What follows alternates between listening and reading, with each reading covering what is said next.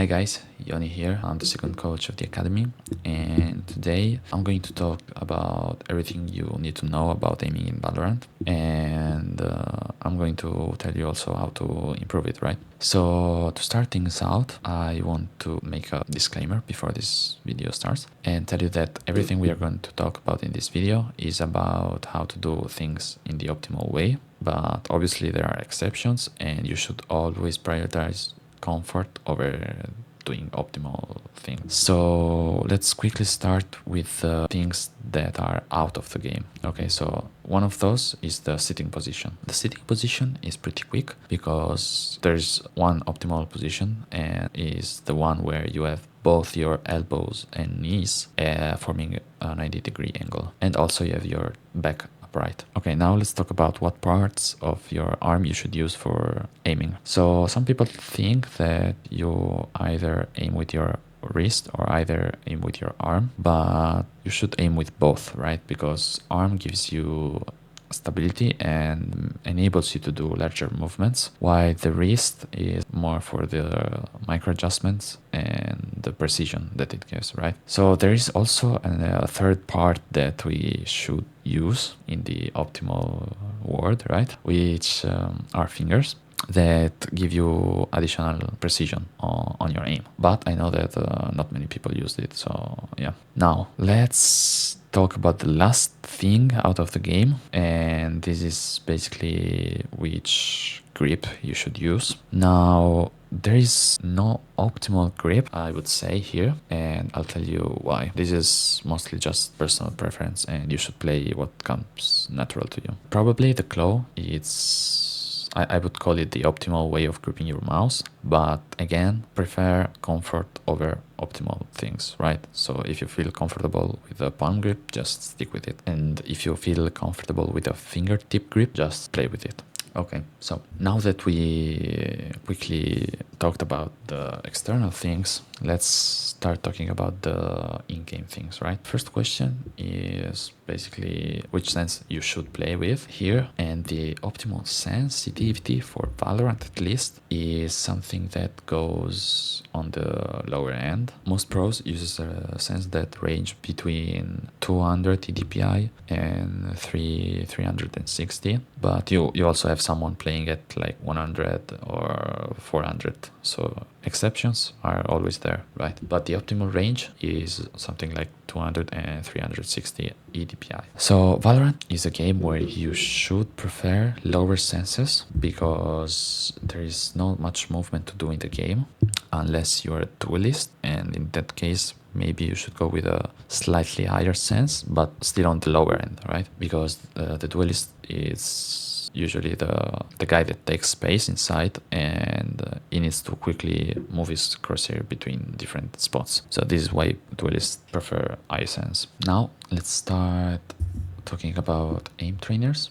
And before starting to talk about aim trainers, I would say that before doing everything in game, just to keep your wrist healthy, to avoid injuries and things like that, I would advise to everyone basically to do like 5 to 10 minutes of wrist stretches, which, I mean, you can look on YouTube some wrist stretches, everything is fine. No, it's not rocket science, right? Just move your wrist for 5 minutes, get the blood flow in the wrist, get it warm. So after you're done stretching, you can jump in the game and start your warm-up in game, etc. So now I'm going to talk about aim training and why I think it's something that you might really benefit. So if you just play Valorant, right, you won't have many fights in a round. Like if you do play a game, maybe you will have like 1, 2 or 3 fights a round, but I think on average you're gonna have like 2 fights per round. So it will take a long time to basically improve your aim because you don't have enough training,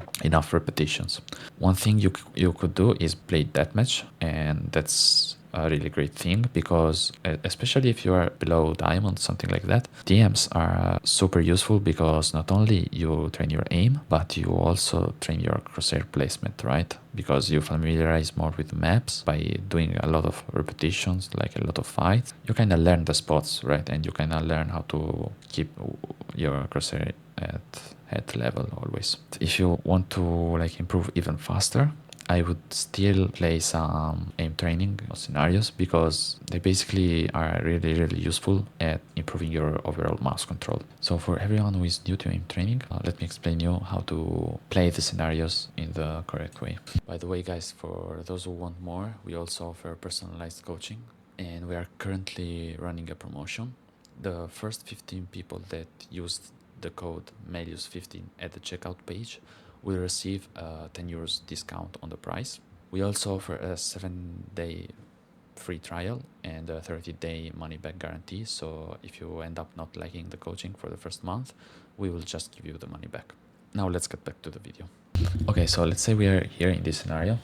It doesn't really matter which one you play, as long as it's a static one. Static means that your targets aren't moving. Okay, you want to approach the aim training with the mindset that you want to improve your mouse control and not your score in those let's call them games like Kovacs and Aimlabs, right? The first thing you want to do when you open these kind of exercises, you want to basically focus on being as precise as you can, right? So you don't play it like this, right? You go slowly and you make sure you're on the target and then you shoot. Then you go slowly again and you make sure you're on the target and you shoot. Also force yourself to make straight lines. Okay, so go here, make a straight line, right? Wait to be on target, then shoot. Wait to be on target, then shoot. Wait to be on the target, then shoot. Straight lines as much as you can. Obviously you're not going to have always straight lines, right? Because it's impossible. But you start shooting and basically you'll get more precise as you keep playing the exercises. So once you do this for like, let's say 3 days, you focus just only on going precisely, dead precise on the target, precise, make sure you are on the target again, okay? After you've done this, you want to start speeding up, but you still want to focus on being as precise as you can, okay? Let me show you. Now, once you've done the thing that I showed you before for 3 days, you start flicking a bit faster, right? Okay. And you want to divide the movement into steps. So the first one is the flick, okay, the initial flick. So you do basically, okay, let's say I'm here, I want to go here, okay, and this was the initial flick. The second part is the micro adjustment. The micro adjustment is the small movement that gets you from the position you left your flick to the target, okay? Really important thing, when you try to flick fast, try to always fall short. Like, let me show you again. So don't flick like this. This is called over flicking. It means that you flicked past the target. You want to under flick. You want to end the flick before you reach the target, right? And then micro adjust, and then micro adjust. Okay, so flick, micro adjust, flick. Okay, this was bad. Flick, micro adjust, flick, micro adjust, flick, micro adjust, etc. At the beginning, just focus on like doing the under flick on purpose, because you want to build the habit of not over flicking, basically. Over flicking is bad because you need as first to flick fast, right? Okay, then as you notice that you're past the target, you need to tell your brain that you need to stop and counter flick again, and then you might end up still on another over flick because it requires you more initial force to move the mouse, right? Another bad thing about over flicking is basically that you cover more space, right, with your mouse, and you kind of waste time in doing all this thing, right? Because I'm faster if I just need to do this instead of doing this, right? So you want to basically focus on under flicking and micro adjusting, under flicking, micro adjusting, under flicking, micro adjusting, and keep going like this. And as you do this for like a week or 2 weeks or a month, you will see yourself getting faster, and at that point you'll just start playing normally, because at that point you have already built the good habits, and you should be capable of playing the scenario right and being precise at the same time. So that's for the static scenarios. The other really important exercise for Valorant aiming is like basically dynamic clicking, right? And here you want to play the exercise in this way. So as for the static clicking, you want to focus on being as precise as you can, right? You want to avoid doing this mistake. Basically, some people I see, when they do these type of scenarios, they go like, for example, for the first click here, they don't shoot the ball because they miss it, and they basically start spamming and trying to get it right. They start spamming and following it and tracking, which is not good.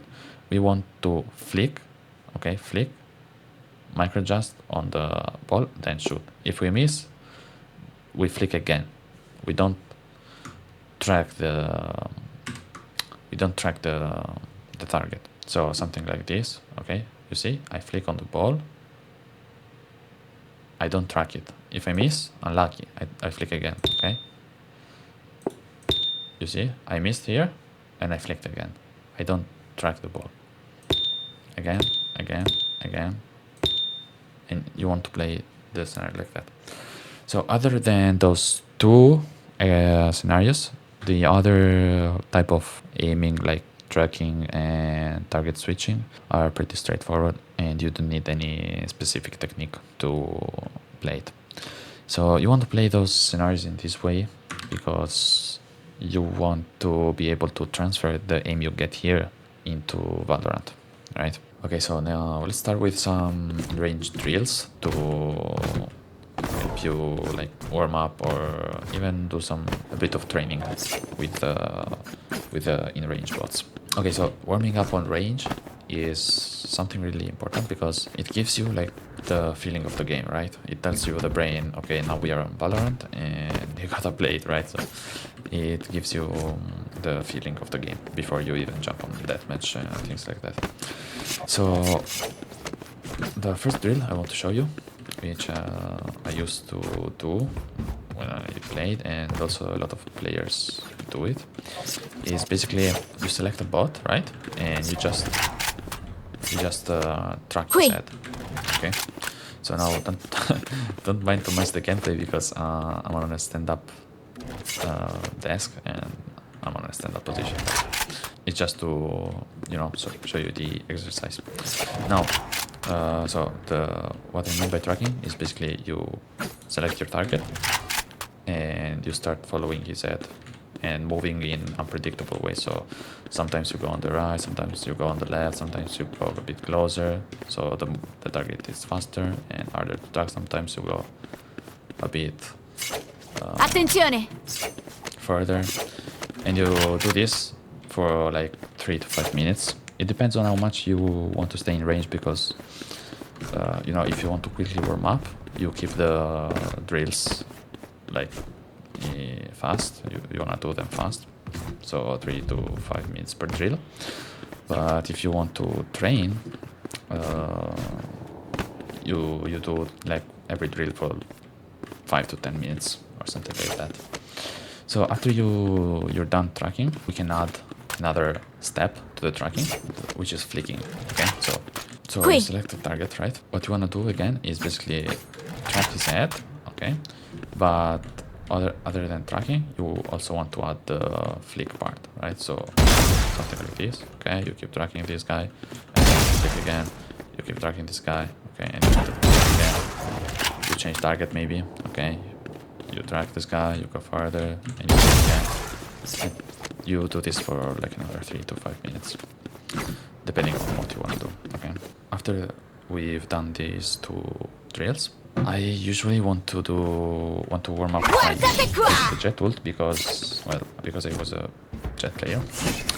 Basically, what I used to do is like hold the jump, and try to shots. Try to hit as much bots. So you do this again for another 3 to 5 minutes if you play jet, but I would advise you to do it anyways because it kinda trains you on clicking the heads from different heights, right? Because if you do like this, the line of the head is always the same. But if you jump, you see this is a bit lower, this is a bit higher, things like that. Another drill I would do, this is for people who play the operator. This is called the clock, okay? So what you want to do, if you play the op game, obviously, op, is basically pick a target, okay? And think that around this target there is a clock, like there is a circle. So you go from the highest point and you flick, okay? Flick. Then you go a bit on the right side of the circle of the clock. Flick again. And you do it again. And you do it from the down side. And you do circles around these targets. Obviously, if you're like new player or if you don't have much experience with the op, I would say just start slowly, right? Your target and shoot. Okay. And shoot. But at some point it will look like this. So it will look and once you get the point, it will look quicker. It will be more faster. The last thing I would do is try to isolate the bots by basically selecting the strafe and under the DM. Okay. So now basically you have the bot strafing, right? Okay. Now I would say we do the same thing as the first two drills. So basically you want to track the head, okay, as much as you can, okay, and then shoot.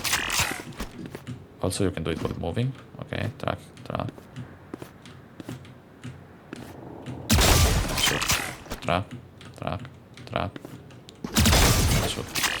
So the main thing for warming up your tracking and also training your tracking in Valorant is basically because when you are in game, okay, you need to be basically all the time tracking, because when you move, like you don't move like this, right? You just move around. No, you want to move with the crosshair already in place, and for having this, you need to track the angle, right? You need to track the angle, then maybe pre-aim this, okay, then track the angle and pre-aim, okay. So this is one, and you want to train your flick because maybe, well, Valorant is a bit of a flick game, but imagine you are just tracking around this corner, right? And someone is here. So while you clean the angle and you track, you'll find the enemy here and you're gonna flick it and kill him. And you also train your movement, right? Because when you track, then stop, you basically implement the strafing mechanic, right? So you also train your movement. Other than that, I would say there's nothing else you can do. I mean, you can do whatever you like, right? Those are just some example drills that are useful for in-game situations, because tracking is really important. Most people don't think that, but tracking is really important in Valorant. It's not just about flicking and clicking the heads, right? It's also a lot about tracking the enemy. And those drills are made basically to warm you up on tracking and flicking the enemy. And also, well, if you have the jet ult, you can also train yourself with different head levels, right? So another thing you can do is basically go upstairs and train yourself on aiming the gun. Now it's a bit hard because you implement basically the vertical movements of your mouse, right? So that's the way you can train. There are some maps with verticality, so I think that's a good thing to implement. And for the in-game, I mean, for the in-range drills, that's basically it. So now, how do you train if you want to train, right? So how do you improve your aim fast? Okay, so that was it for the range drills, right? The last thing I want to talk about is how basically your daily routine should look like if you want to really improve fast. So let's say you open the game and you start your gaming session, and to start you do those drills for like 15 to 20 minutes at max. Then you do 2 or 3 DMs to check your aim, right? After that, you will just go in ranked, play the rankeds as you would normally. After the rankeds, I would do like 5 to 7 DMs. After I'm done with the DMs, I would go and do half an hour of aim training. Okay. So if you do all of that, you will see results, insane results in like, I think also in just a month you can see insane results with that routine. Especially if you've never trained, right? So yeah, that was it, guys. If you have questions, just drop it down in the comments, and feedback is much appreciated as we are starting out with those videos, so we are clearly not good at all, but yeah, hope it was helpful, guys. Have a great day.